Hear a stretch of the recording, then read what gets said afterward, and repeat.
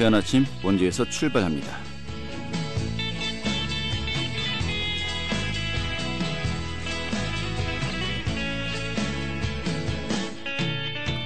안녕하십니까. 6월 9일 화요일 아침에 인사드리겠습니다. 상쾌한 아침 원주에서 출발합니다. 진행의 한태호입니다.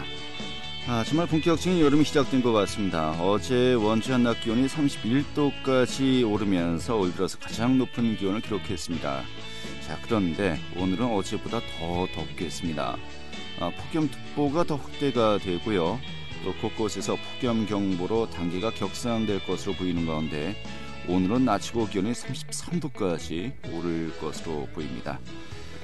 정말 갑작스럽게 다가온 여름, 또 지칠 수도 있겠습니다만은 다들 또 기운 내시길 바라면서요.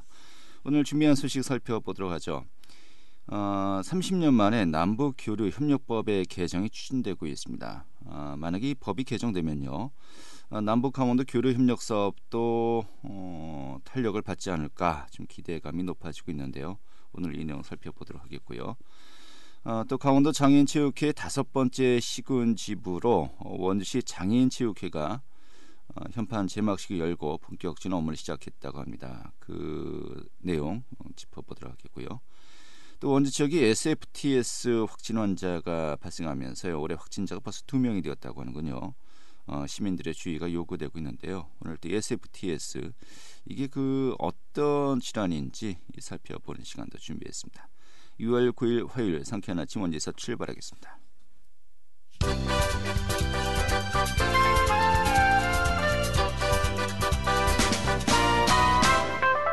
오늘의 주요 뉴스입니다.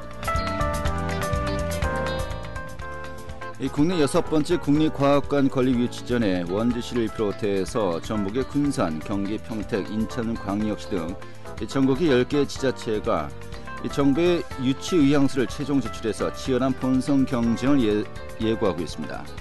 정부는 서류 접수 마감과 함께 적격성 검토를 실시한 이후 발표 평가와 현장 조사, 또 종합평가 등을 거쳐서 다음 달 중에 최종 부지를 확정할 계획이라고 밝혔습니다. 고교 1학년생들의 2분기 수업료와 학교 운영 지원비가 전면 감면됩니다. 당초 내년부터 고교 전학년 무상교육을 시행할 예정이었지만 도교육청은 코로나19로 지역경제가 어려운 상황에서 고등학교 1학년생들의 교육비 부담을 덜어주기 위해 무상교육을 앞당겨서 도입하기로 했다고 밝혔습니다.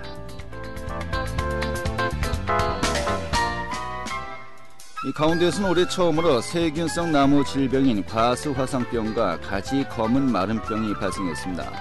강원도 농업기술원은 평창군 평창읍의 과수원 한 곳이 과수화상병 확진 판정을 받았다고 밝혔습니다. 또 횡성의 과수원 4곳과 철원의 과수원 한 곳은 가지 검은 마름병에 걸렸다고 설명했는데요. 이에 따라서 평창과 횡성의 감염 과수원 4곳은 앞으로 3년 동안 폐원 처리됩니다. 오늘의 주요 뉴스였습니다.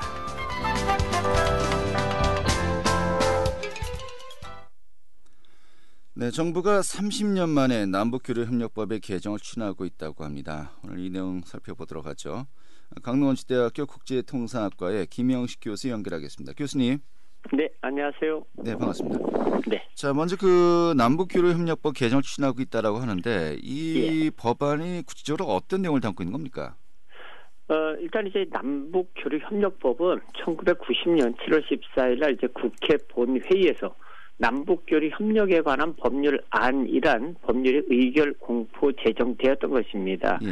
그러니까 그 전까지는 남북교류 협력에 관한 기본 지침에 이제 의한 것이다 이렇게 돼 있는데 이것을 이제 보다 체계적으로 추진할 수 있도록 만든 것이죠. 그런데 이제 그 내용들이 이미 이제 30년 전에 만든 것이다 보니까 지금 많은 것들이 이제 바뀌었다는 거죠. 그래서 이제 그 바뀐 내용들을 앞으로 교류협력을 활성화시키기 위해서 좀 정리를 했다 이렇게 보시면 될 것 같습니다. 네, 1990년에 만들어진 법, 이 노태우 대통령 시절이군요.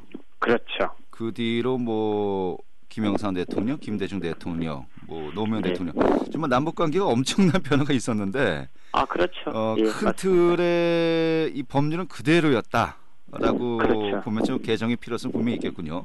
그렇죠. 그럼 이번에 그 개정안의 내용은 어떤 것들이 있는 겁니까? 뭐 워낙 이제 방대하게 이제 바뀌게 될 텐데 기본적으로 이제 이번에 바뀌는 거에 핵심적인 내용들은 사실은 뭐 몇 가지로 정해질 수 있습니다.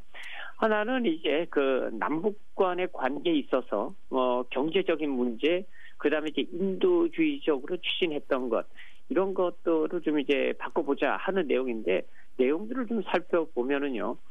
그러니까 그 안에 있는 내용들은 뭐냐면요. 남북교류 협력을 위한 북한 접촉 시 이제는 신고만 하도록 돼 있습니다. 그러니까 신고만 하면 이제 얼마든지 만날 수 있다라는 거죠. 근데 이제 과거의 내용들은 허가를 받아야 되는 것이었거든요. 그렇게 되다 보니까 사실은 이제 뭐 이렇게 거부할 수 있는 조항들이 있어가지고 사실 쉽지는 않았다 이렇게 보는 거고요. 또 하나 특징은 이제 이번에 그동안에는 이제 그 지방자치단체가 남북 관련돼서 협의를 하는 것들이 상당히 적었다 이렇게 보는 거죠. 왜냐하면 이제 현행법에는 법인, 그다음에 단체 이렇게 명시가 돼 있었습니다. 근데 이제 이번에 바뀌는 것은 지자체가 적극적으로 나서가지고 대북 사업을 할 수 있도록 이렇게 이제 바뀌어가는 거죠. 아, 그래요? 그럼 강원도 차원에서도 좀 기대되는 효과가 많이 있겠군요. 아, 그럼요. 사실 이제 그동안에 강원도 같은 경우에는 남북교류 협력 사업이라는 것들을 꾸준히 해왔습니다. 우리가 이미 알고 있는 것처럼 예를 들어서 솔리 폭발이 방제 사업이라든가 연어 취업 방류 산업, 그다음에 연안 어업에 관련 여러 가지 협력 사업들을 그동안에 계속 해왔는데, 사실 이제 2008년도 우리가 아는 그런 사건들 이후에는 사실 그런 것들이 전혀 이루어지지 못했던 거죠. 그러니까 인도주의적 이런 산업 분야에서는 협력이 계속 가능함에도 불구하고 사실 좀 이게 중단된 것이 좀 안타깝고요. 지금 이제 현재로 볼 것 같으면 이제 아프리카 돼지 열병 같은 경우에 이제 북한 쪽에서 멧돼지가 내려와서 남쪽을 감염시키고 있다 하는 이제 논란들이 많이 있는데, 남북 간의 협력이 안 되다 보니까 사실 이것도 대책이 없는 거고요. 또 코로나19 같은 경우에도 사실 좀 이렇게 협력을 해가지고 북한도 좀 지원해주고 뭐 이런 것들이 이루어져야 되는데, 이 감염병 방역 협력이 전혀 이루어지지 않고 있다라는 거죠. 그래서 이러한 것들이 조금 아마 좀 바뀌지 않을까 하는 생각이 좀 들고요. 알겠습니다. 자, 근데 뭐 취지는 충분히 뭐 이해를 합니다만은. 그렇죠. 사실 근데 우리나라에서 어떤 뭐 법이 바뀐다고 해서 이게 우리 마음대로 되는 게 아니고요. 사실 컨트리에서는 뭐 북핵 문제는 또 미국과의 논의도 필요하겠고요. 또 최근 또 며칠 동안은 그 전단지 문제로 굉장히 좀 심각한 또 서로 발언이 오고 가고 있지 않습니까? 금방 또 이제 악화가 되기도 하는데, 지금 이게 사실 정세가 어떻게 안정되느냐에 따라 달려 있는 거지, 이게 우리나라의 어떤 그 법 규정으로 좀 변화가 있을까요? 그러니까 이제 지금 문제가 방금 말씀하신 것처럼 이제 전단지 문제, 그러니까 남한에 이제 내려온 탈북자 단체가 이제 풍선이나 뭐 이런 것들을 통해 가지고 대북 전단지를 지금 북한 쪽으로 보내는 것이거든요. 뭐 심각하게 이제 북한에서 문제 제기했다는 것은 이미 알고 있고, 또 특히 오늘 아침 같은 경우는 남북 연락 사무소를 오후부터 폐쇄하겠다라는 이제 선전포고를 했거든요. 중요한 것들은 남북한이 서로 이제 신뢰가 있어야 이런 문제가 일단 해결될 수 있다라는 것이고요. 지금 아마 남쪽에서 남북교류 협력법을 이제 개정을 하게 되면 북한이 이를 뭐 받아들이지 않을까 하는 생각은 듭니다. 그렇다 그러면은 생각보다는 빠르게 남북 협력이 진행될 가능성도 높다, 이렇게 판단할 수 있는 거죠. 예를 들어서 뭐 금강산 관광 재개라든가 뭐 관광 관련된 남북 협력 사업들이 활성화될 수 있을 가능성은 많다, 이렇게 보는 거죠. 현재 북한의 태도가 과연 그 진심인가, 과연 이 태도를 그대로 유지할 것인가, 뭐 전문가들이 여러 가지 분석이 있기 때문에 뭐 이 부분은 논외로 하고요. 한마디로 교수님은 지금 그 새벽이 오기 전에 가장 어둡다, 이런 시기가 아닌가, 이렇게 보고 계신 겁니까? 맞습니다. 왜 그러냐면 그동안에는 하고 싶어도 소위 이제 남북 관련 협력법 때문에 이것을 못했다 하는 것들이 되게 많거든요. 근데 이제부터는 이제 이런 법들이 좀 완화된다라고 하면은 지자체가 적극적으로 나서가지고 남북교류 협력 사업을 끌 수도 있거든요. 그러니까 정부 입장에서는 허가 사항이 아니라 신고만 하면 얼마든지 할 수 있도록 열어주겠다는 것이기 때문에 뭐 많은 사업들을 같이 해볼 수 있지 않을까 하는 생각이 들고요. 네. 강원도는 또 우리나라 유일한 분단도지 않습니까? 그러니까 북강원도 쪽에 우리가 많은 것들을 좀 지원해주고 인도주의 차원에서 지원해주고 서로 협력하면 뭐 서로가 좋은 일이 아닐까요? 네. 이게 사실 뭐 법 정책의 문제입니다만은 이렇게 되면은 신고만 하면은 협력이 가능하다고 한다면은 그렇죠. 현재 국가보안법과 같이 갈 수 있는 것인가란 또 근본적인 또 의문점이 드는군요. 그러니까 이제 국가보안법이라는 것과 네. 협력 사업이라는 것은 사실 어떻게 보면 별개의 문제거든요. 외국에 가더라도 뭐 러시아라든가 중국 가더라도 보안법은 항상 걸려 있는 것이거든요. 네. 예, 그렇기 때문에 그런 것들은 좀 우리가 충분히 고민하면 뭐 해결될 수 있지 않을까 하는 생각이 듭니다. 알겠습니다. 자, 그럼 이것이 현재 그 통일부 주도로 개정안이 이제 만들어지고 있다라고 말씀하셨는데, 여기 이제 그 국회 뭐 아직 뭐 상임위원회도 결성이 이제 제대로 안 됐습니다만은, 그렇죠. 각 정당별로 여기에 대한 그 스탠스가 어떤가, 반응이 어떤가, 지금 이것으로 좀 앞으로의 그 속도라든지 가능성을 또 우리가 예측할 수 있는 거 아니겠습니까? 좀 어떻게 보십니까? 그렇죠. 일단 이제 여당 같은 경우에는 이제 적극적으로 남북 간의 협력을 지지한다라고 밝힌 것이고요. 그다음에 이제 야당 같은 경우에는 뭐 반대적 입장이 어느 정도 있는 것도 사실입니다. 그런데 이제 문제는 개정안의 내용들 중에 어떤 내용들이 있냐면요. 남북 경제 협력 중에서 남북 공동 투자를 허용하는 내용들이 있습니다. 네. 그다음에 이제 북한의 노동자들을 우리가 활용하는 이러한 내용들도 포함이 됐거든요. 그런데 이러한 것들이 이제 유엔이라든가 미국의 경제 제재에 포함된, 그러니까 저촉이 된다 안 된다 하는 논란들이 있는 겁니다. 그래서 그런 것들에 대한 반대 논란은 있을 수 있어도 큰 틀에서의 남북교류협력법이 바뀌어야 된다라는 것은 뭐 이미 30년 전과 지금 많이 달라졌으니까요. 충분히 공감하는 거고 또 하나는 자치단체가 적극적으로 나서야 된다는 것도 어느 정도는 공감대가 형성이 된 것 같습니다. 알겠습니다. 자, 한마디로 뭐 정치적인 공동체는 이르지만은 이 경제적인 공동체로서는 한반도를 우리가 같이 고민해야 되지 않겠냐. 이제 계속해서 이 정부에서 주장하지 않았습니까?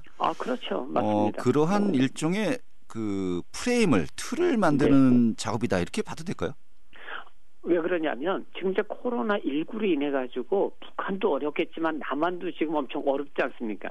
지금 이것을 우리가 타개할 수 있는 유일한 방법이 남북 간의 경제 협력을 통해서 우리가 선진국 대열에 진입하느냐 못하느냐를 결정할 수 있는 저의 찬스라고 보는 거죠. 기회라고 보는 거죠. 그렇다 그러면 남북 관계가 조금 더 경제 협력이나 화해 협력으로 나가는 것이 지금 시점에서는 적어도 남한에게 훨씬 유리하다. 알겠습니다. 그러니까 그것을 모두가 다 알고 있기 때문에 아마 계속 추진하지 않을까 하는 생각이 듭니다. 그런 그 미래를 위한 준비 작업을 하고 있는 것이다. 이렇게 이해하면 되겠는데요. 그렇죠. 맞습니다. 자, 또 지금 말씀하신 것처럼 그렇다면은 정부가 이렇게 준비를 하고 있고 큰 틀에서 또 이 틀이 맞춰진다는 전제하에 또 지자체별로 또 강원도 차원에서도 준비해야 될 것들이 굉장히 많이 있을 것 같은데 어떤 것들이 있을까요? 그렇죠. 일단 이제 소위 이니셔티브, 우리가 먼저 준비를 하는 것이 사실은 앞으로 강원도가 적극적으로 남북교류 협력을 끌고 갈 수 있다라고 생각이 됩니다. 근데 문제는 이러한 것들이 지금 진행이 되고 있음에도 불구하고 지자체가 이것을 등한시한다라고 하면은 사실 경기도나 이런 데는 훨씬 더 적극적이고 서울시나 그러니까 좀 강원도 같은 경우는 남북교류 협력 활성화를 위한 TF팀이라든가 아니면 사업들을 미리 발굴해서 구체화하는 이런 어떤 정책들이 좀 나와야 되지 않을까 하는 생각이 듭니다. 알겠습니다. 오늘 저희가 이제 지방지를 보니까요. 아주 크게 일면이 이렇게 나왔어요. 국방개혁 후폭풍, 접경지 인구 감소 속도 붙었다. 그러니까 접경 지역의 인구가 계속해서 주는 것은 이 국방개혁의 영향이 아니냐라고 이야기하고 있는데 맞죠. 이게 그 기존의 어떤 그 남북관계 그대로 있을 때는 몰랐습니다는 변화가 되기 때문에 지금 이 군 조직도 역시 마찬가지로 같이 변하고 있는 거 아니겠습니까? 맞습니다. 근데 지금 이러한 부분이 많이 된다면은 이 접경 지역이 도리어 이 경제 협력의 어떤 중심지 또 이런 가능성도 우리가 좀 희망스럽게 기대를 할 수도 있겠군요. 저 충분히 지금 이제 DMZ 평화 생태 공원이라는 것들을 지금 이제 DMZ 쪽에 지금 만들어가고 있지 않습니까? 네. 또 그다음에 이제 세계적인 관광지로서의 가능성이 있는 지역입니다. 왜냐하면 지금까지 휴전선이라는 게 놓여가지고 남북이 이렇게 갈려져 있는 나라가 지금 전 세계적으로 우리나라가 유일하거든요. 그러니까 많은 나라 사람들이 관심을 가지고 있기 때문에 이것을 관광 자원화하더라도 뭐 충분히 효과를 발휘하지 않을까 하는 생각이 듭니다. 알겠습니다. 근데 요 며칠 이 남북 간의 또 설전을 보면은 참 예. 과연 그날이 올까 싶기도 합니다만은 뭐 좀 더 지켜봐야겠죠. 예, 뭐 예전에 어르신도 그러시더군요. 해방도 갑자기 예. 찾아온 것 같다고요. 일반 서민들 입장에서는요. 맞습니다. 그러한 또 법이 있지도 않을까 싶고요. 알겠습니다. 오늘 네. 이 정도 정리 아주 고맙습니다. 네, 감사합니다. 네, 강릉원시대학교 국제통상학과의 김영식 교수였습니다.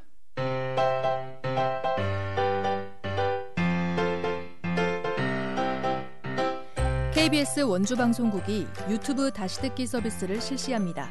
매일 아침 강원 영서남부권의 뉴스와 정보를 전해드리는 상쾌한 아침 원주에서 출발합니다는 KBS 원주라디오 유튜브 채널을 통해 다시 들을 수 있습니다.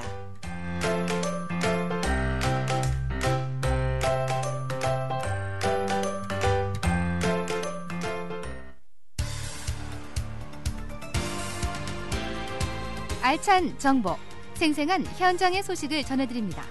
리포터 현장. 네, 원주시 장애인 체육회가 최근에 출범하면서 현판 제막식도 진행했는데요. 강원도 장애인 체육회 5번째 지부로 출범을 했다고 하는군요. 앞으로 또 장애인 체육의 활성화를 위해서 여러 가지 많은 또 작업에 나설 예정이라고 하는데요. 오늘 소개해드리도록 하죠. 김민주 리포터 어서 오시죠. 네, 안녕하세요. 네. 원주시 장애인체육회가 최근에 출범했습니다마는 앞으로 또 장애인체육의 활성화를 위해서 여러 가지 활동이 나설 예정이라고요. 네, 원주시 장애인체육회가 원주 종합운동장에 사무국을 설립하고 지난 3일 현판 제막식을 진행했는데요. 앞으로 장애인 생활 전문 체육 활동 활성화를 위한 다양한 지원 활동에 나설 예정이고요. 장애인 체육 선수 지원 활동도 진행할 예정입니다. 장애인 체육 인프라를 크게 개선하기 위해서는 독자적인 행정 업무를 하는 장애인 체육회 설립이 필수인데요. 원주시 장애인 체육회는 그동안 창립 준비를 거쳐 지난 3월 강원도 장애인 체육회의 설립 승인을 받았습니다. 현재 원주 지역의 장애인 등록 인구는 18,000명이 넘는데요. 원주시 장애인 체육회는 앞으로 장애인 체육 활성화를 위한 독자적인 지원 활동에 나설 계획입니다. 자세한 이야기 원주시 장애인체육회 유은주 사무국장에게 듣겠습니다.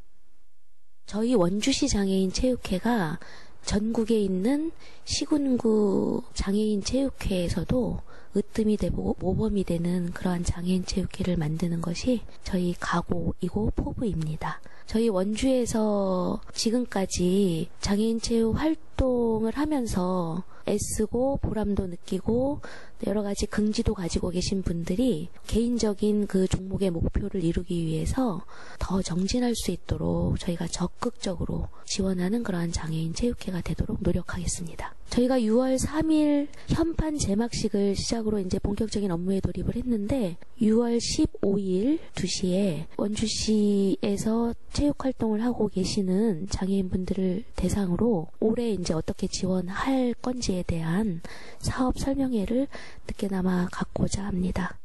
네. 자, 원주시가 강원도에서는 5번째로 장애인체육회 지부가 설립된 것인데, 근데 앞서 이야기했습니다마는 원주 지역의 장애인들이 18,000여 명, 일단 강원도 내에서 제일 많아요. 그런데 5번째 지부가 설립되었다.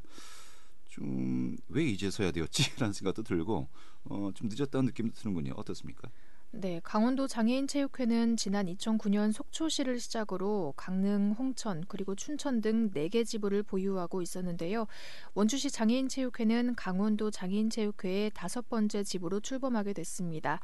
이전까지는 원주시 체육회가 장애인 체육 업무도 함께 진행해 왔는데요.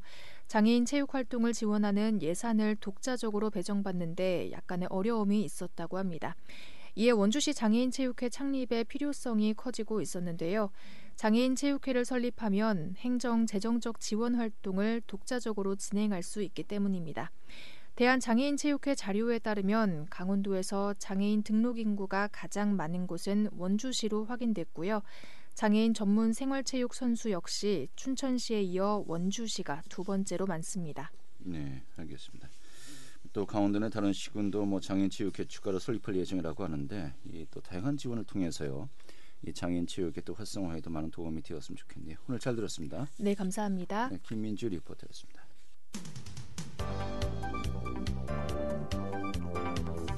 생생한 현장, 유익한 생활 정보를 전해드리겠습니다. KBS 원주 라디오 상쾌한 아침 원주에서 출발합니다를 함께하고 있습니다. 네, 최근에 진드기 매개 감염병이죠. SFTS 환자가 원주에서 추가로 발생했습니다. 시민들이 각별한 주의가 요구되고 있는데요.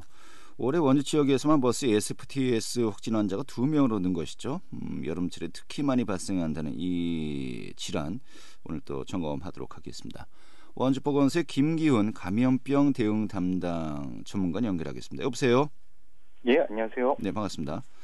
자, 이 야생 진드기로 인한 질환이다. SFTS 이렇게 저희가 이제 간략하게 소개했습니다만 이게 어떤 질환입니까? 이게 SFTS는 이제 중증 열성 혈소판 감소 증후군이라는 그 글자의 약자인데요. 예. 이름이 길어서 흔히 SFTS라고 부르고 있습니다. 길긴 기네요. 절증 열성 네네. 혈소판 증후군이요? 예. 예. 그래서 이 바이러스에 의해서 이제 감염이 되게 되면은 이제 발열이나 그리고 복통, 구토, 설사 같은 이제 소화기 증상 볼 수 있고요. 병명에서 알 수 있듯이 병원에서 혈액 검사해 보면은 혈소판 수치가 감소하는 것도 이 질환의 특징이기도 합니다. 네. 처음에 증상이 어떻게 나타나는 겁니까? 일단 진드기에 물리거나 이제 진드기에 있을 만한 장소에 다녀오고 난 다음에요. 예.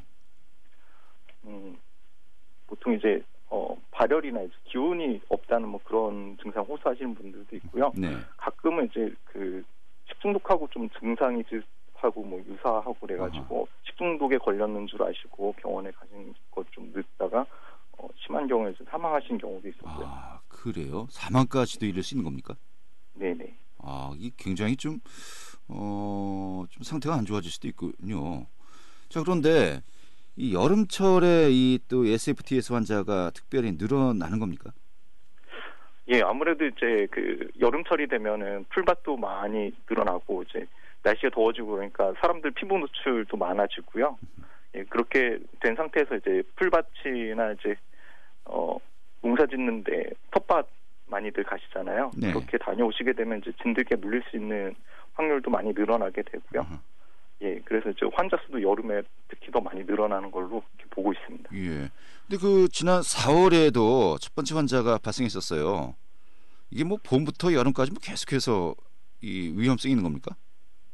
이게 진드기가 보통 이제 4월부터 그 돌뜸에서 월동을 끝내고, 예, 4월부터 이제 본격적으로 활동하기 시작하는데요. 첫 번째 환자 같은 경우는 이제 저희가 그 보도 자료가 진드기에 물린 걸로 이렇게 나갔긴 했는데요. 네. 그 저희가 역학조사 과정에서 확인했을 때는 진드기에 물렸다기보다는 예. 이분이 이제 간병인으로 일을 하시던 이제 그 중국인이다 보니까 그 의료기관에서 일하다가 다른 SFTS 환자하고 접촉을 해서 체액 접촉을 해서 감염됐을 가능성도 있고요. 그래서 이렇게 진드기 때문에 그렇다고 보기도 조금 아직 그렇습니까? 애매한 상황이고, 역학조사 완벽하게 끝난 건 아닙니다. 그럼 이게 사람과 사람 사이의 전염성도 있는 겁니까? 예, 병원에서 일하시는 이제 의료진 분들 같은 경우는 이제 환자 체액을 직접 접촉할 수 있는 그 환경이 되다 보니까요. 예. 그런 분야에서 이제 일하시는 분들은 사람 간에도 이렇게 체액 접촉을 통해 가지고 전파가 될 수 있습니다. 이게 갑자기 코로나19가 된 현상들이군요. 예. 그러면 이게 사실상 이제 올해 들어서 첫 번째로 이제 야외에서 이 진드기에 물려서 이 질환이 걸린 것이다. 이렇게 봐도 되는 건가요? 이번에 그 걸린 환자가? 예. 두 번째 환자분은 호저면에서 텃밭 농사 하시는 분인데 텃밭에 다녀왔다가 진드기에 물렸다고 이렇게 진술을 하셨고. 예년 같은 경우도 그렇고요. 좀 원주 지역에서 이 SFTS 환자가 이렇게 좀 계속해서 좀 발병하고 있는 것 같아요. 좀 추세가 어떻습니까? 환자는 이제 꾸준히 발생하고 있는데요.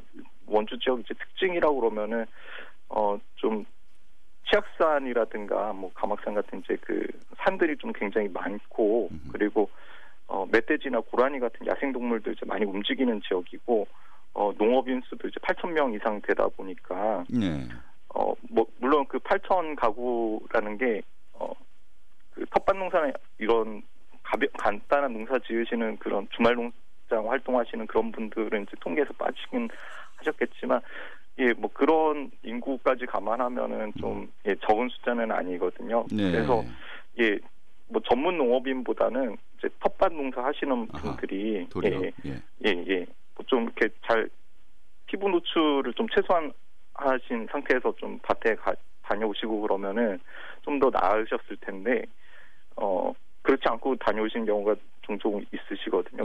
뭐 그런 과정에서 진드기에 물리시는 경우가 많습니다. 알겠습니다. 뭐 개인차는 물론 있겠습니다만은 이게 좀 이제 사람에 따라서 굉장히 좀 위독한 상황까지 갈 수도 있고요. 이게 네네. 또 사람 사이의 전염성까지도 우리가 또 의심해 볼 수 있다는 것인데 굉장히 조심해야 될 것 같습니다.